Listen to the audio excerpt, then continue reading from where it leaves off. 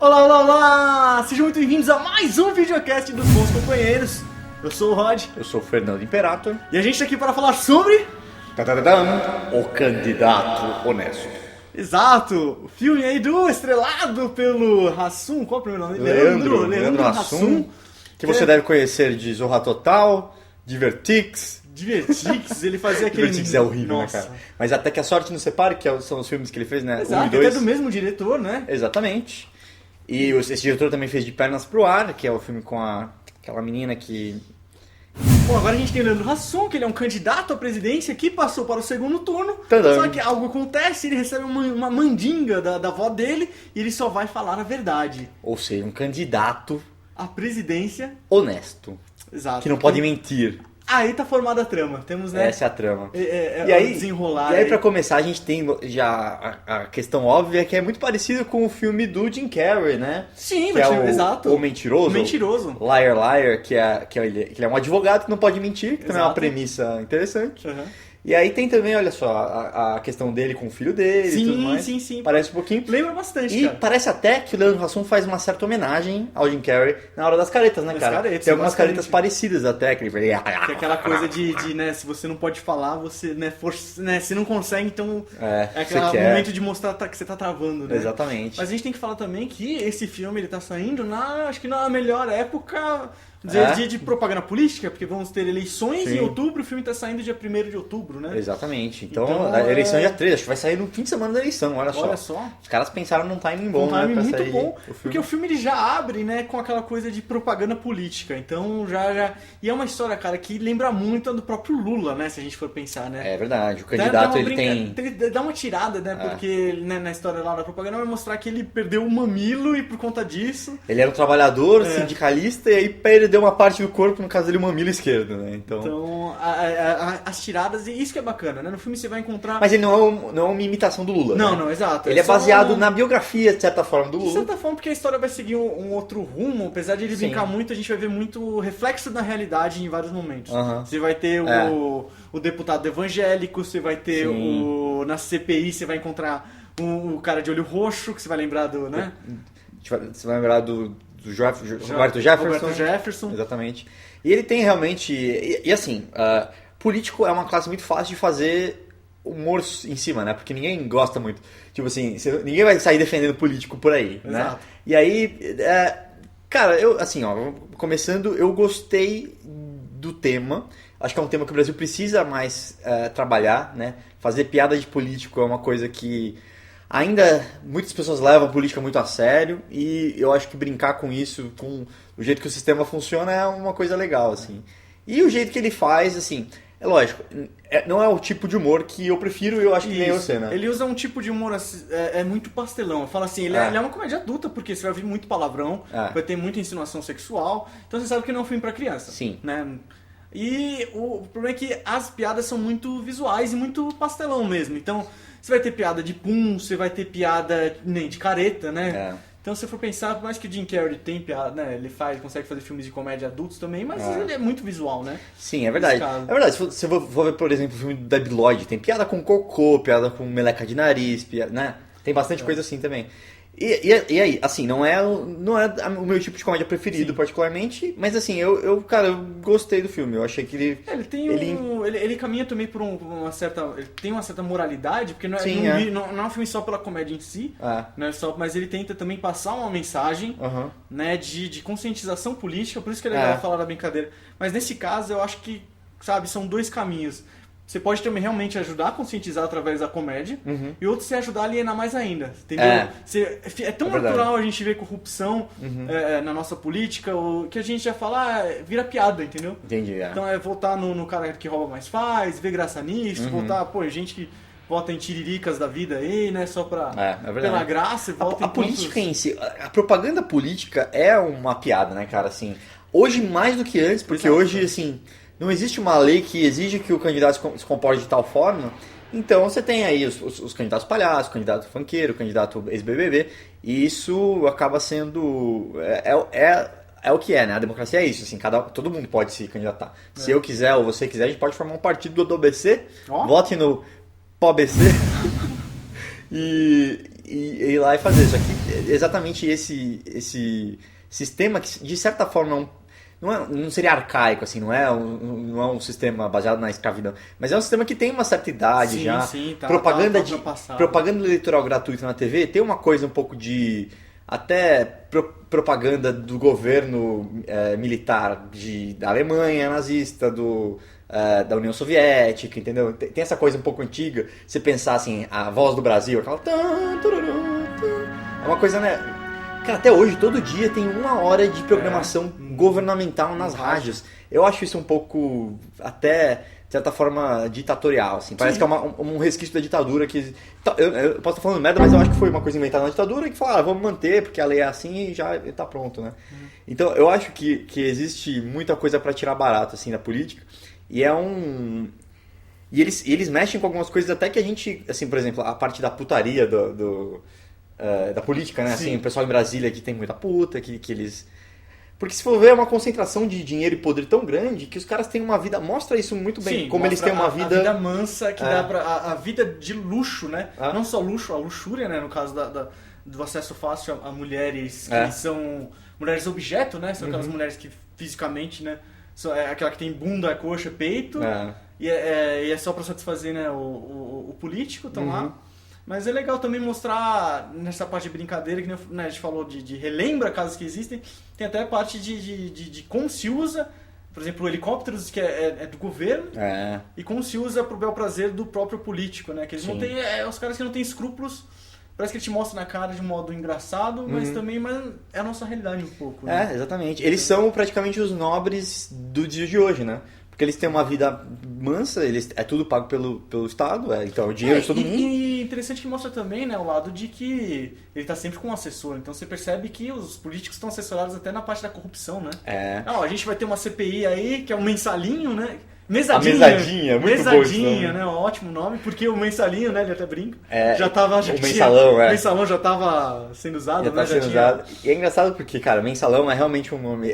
A imprensa acaba cunhando esses termos que a gente usa e é um pouco palhaçada também. Então já tem isso. E tem uma parte muito legal que você falou, essa coisa do assessor.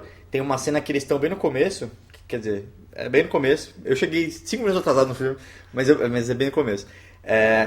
E eles estão conversando assim, e aí ele fala, mas por que eu que sou candidato a presidente, eu que tenho 80% dos votos, e eu que tenho que ir lá em Brasília, por que você não vai lá? Ele fala pro assessor dele. Aí o cara dá uma olhada assim e fala assim, você quer saber mesmo? E aí atrás, na hora, tem uma televisão, e aí tá passando como se fosse uma animação assim, um tubarão comendo um peixinho. E aí ele meio que coloca o rabo entre as pernas e fala, não precisa. Então você vê que assim, mesmo o cara que aparenta ter o poder, né, você fala, quem que é o cara mais poderoso do Brasil? É o presidente. Não é, ele tem os interesses por trás, tem as pessoas que acabam coordenando a campanha e tal, né? Porque pro cara chegar até onde ele chegou, ele não chega sozinho, porque o povo ama ele.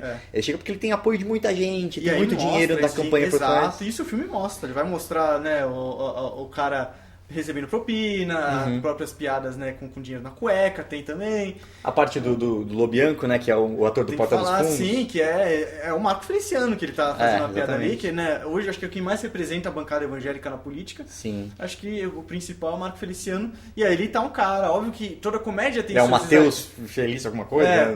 Toda comédia tem o seu exagero, e no caso o Lobianco tá, pra mim, é um dos meus atores comediantes favoritos, até por conta do Porta dos Fundos, né? Sim. E eu acho que ele tá ótimo no filme também. Gostei também. Tá, né, engraçado, né, brincando um pouco com essa, né, só tem que rir, né, independente se você é religioso ou não. E assim, eles acabam exagerando um pouco na piada também, porque, e é isso que eu acho, assim, de certa forma o problema do filme é que tem piadas que poderiam, se fosse um pouco mais sutil ou um pouco mais não tão óbvio, assim, seria mais engraçado do que, por exemplo, o Feliciano, ele não fica em nome do Senhor, com uma cruz na mão. Com a Bíblia, né? Com a Bíblia e tal. Então, aí ele parece um pouco mais... caricato, E aí, talvez, de certa forma, eles queiram conseguir passar a mensagem para 100% das pessoas entender. É mais claro possível. E aí, se você já é um pouco mais inteligente, como o público do ABCE, você já fica um pouco mais, não precisava ficar... Mas quer dizer, também nessa parte é que ele tenta passar essa moralidade, nessa conscientização, e também ele tenta passar, porque a gente vai entender por que existe essa história. Você quer mostrar a transformação no personagem. Então, ele vai mostrar que, por mais que a corrupção tem, vamos dizer assim, não dá para chamar de lado positivo, tem algo que muitos almejam, que é o dinheiro fácil e a mordomia, né? Mas ele vai passar também uma outra coisa que não se compra, né? Que é a integridade e o peso na né? Ter consciência tranquila, né?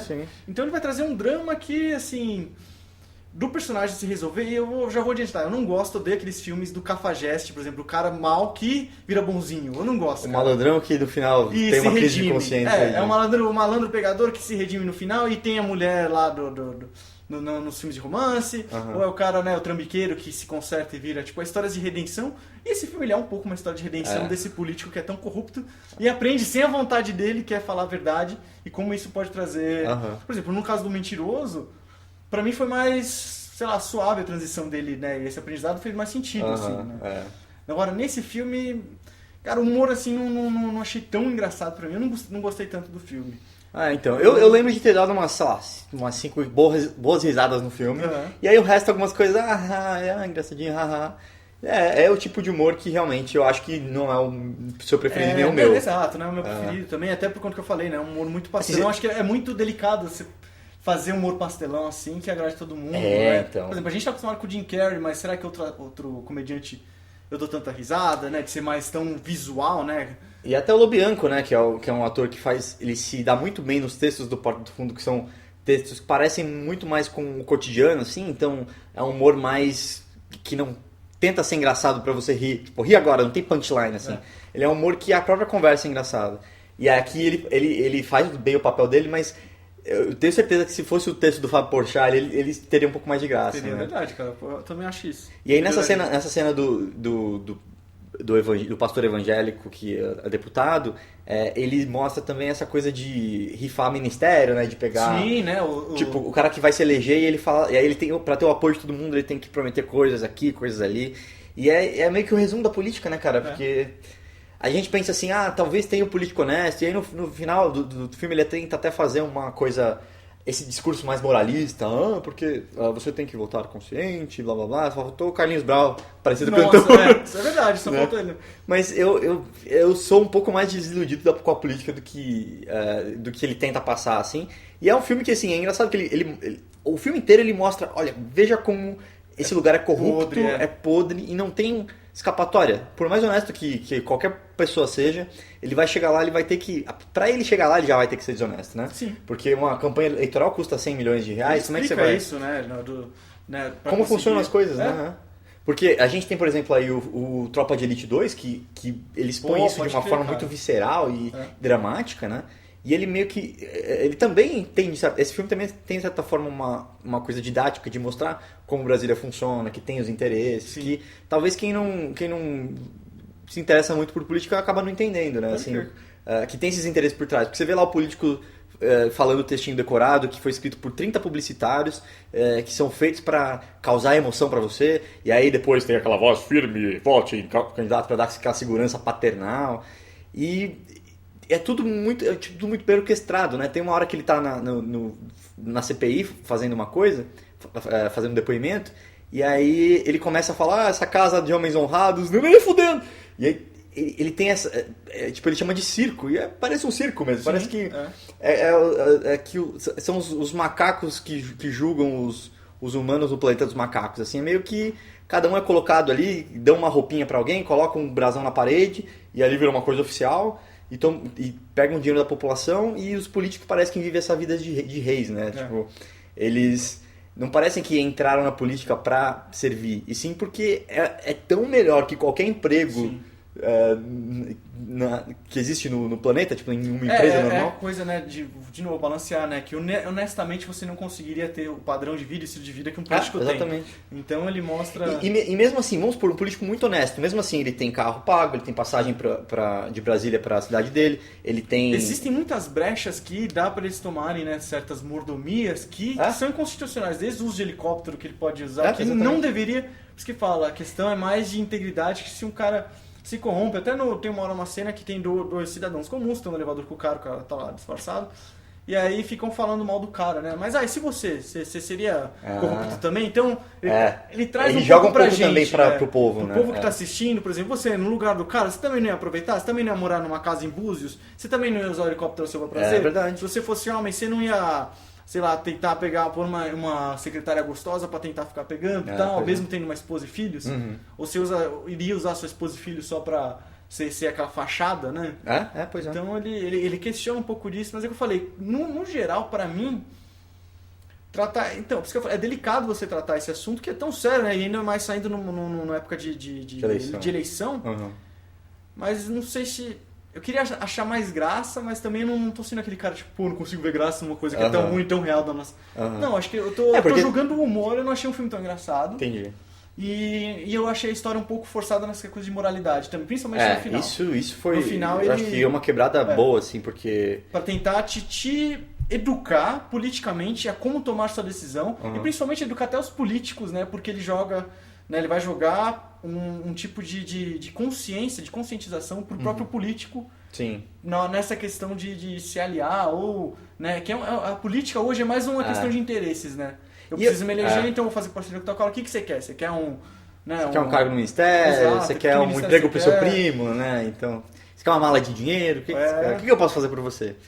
E pra mim, na minha visão, a política é só isso. Assim, eu sei que é um pouco extremista até, de certa forma, mas assim, eu não vejo outra forma da pessoa ter um cargo público não sendo bancada pela população, de certa forma, e trocando favores com todo mundo, porque senão você não consegue chegar ali, né?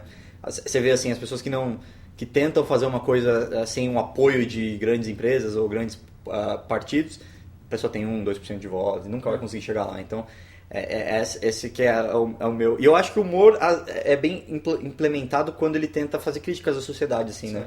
De certa forma. Eu gostaria que fosse um filme assim, vamos supor, feito pelo Porta dos Fundos, cara. Né? Imagina, seria muito mais ácido, de certa forma, também. E mais engraçado é o tipo de humor que eu gosto, assim. Porque esse filme, de novo, né, ele tenta fazer um humor mais adulto, né? Até usar... Por ser adulto, não precisa ser, por exemplo... É um filme que usa muito palavrão, né? Não é por conta disso que é um humor adulto. Você pode fazer um humor inteligente sem palavrão e ainda ser adulto, né? Mas eu acho que, né, que o Porta dos Fundos brinca com isso, né? É um humor que... Tem palavrão, tem putaria. A gente fala palavrão no nosso cotidiano. Então ele tem isso, mas é uma maneira natural, né? Não parece que às vezes é uma coisa... Do nada, às vezes no filme você não espera, né? Porque, pô, tem a criancinha no filme. É verdade. Parece que é um filme de família, mas ao mesmo tempo, entendeu? E a gente está acostumado a ver os atores da Globo, né? A Globo é muito fechada. Toda a TV aberta é muito fechada com relação a palavrão, né? Você não pode falar palavrão na novela. Mas... Agora tá mudando, né? Tá? Agora você vê eu sei que tem muita putaria na novela. Então, agora... Isso sempre teve na Globo e nunca ninguém reclama, né? Isso é reflexo de internet? Pode ser, tem que competir com a internet. Competir, né? É muito besta isso, né? Na verdade, assim, todo mundo, é uma coisa que todo mundo fala, só que não, na TV não. Mas a pessoa que vê TV é a mesma pessoa que entra no YouTube, né? Tipo... hoje você não tem nem controle nem criança que entra no YouTube. Exatamente. Hoje é tão fácil você burlar... Pornhub? Não, até o próprio YouTube, né? Hoje qualquer criança coloca lá, até na época do Orkut, né? Que tinha que ter maior de 18, é um questionário. Você é maior de 18? Sou. Que ano você nasceu? Faz essas contas, 1900. Né? Você por 1900 você entra, cara. Exatamente. Então você vai ser um carinha lá, um velhinho de 112 anos aí. 114 anos. 14 anos. E alguns outros filmes que são produzidos muito parecidos com a Globo, assim, a gente percebe muitas falhas nesse filme. Por exemplo, assim, trilha sonora, a coisa mais óbvia do mundo. Aparece a menina um pouco sensual e começa... Isso, ele é descarado assim, né? As muletas, né? Você quer mostrar sensualidade, bota a música sensual. Exatamente, tem umas coisas muito assim. Mas, de certa forma, eu acho que ele acaba usando, por exemplo, na sala, por exemplo, do pastor Feliciano, ela é uma sala toda escura e o... Não, a direção acho que é competente. A direção é legal, né, cara? Porque uma das coisas que sempre me incomoda nesses filmes patrocinados pelo Telecine, que é Globo, é cara de novela, é cara de malhação. É verdade. Né? Pega aquele Muita Calma Nessa Hora. Cara, eu tô assistindo uma malhação de 1h30. Exatamente. Nossa, Muita Calma Nessa Hora, que filme horrível.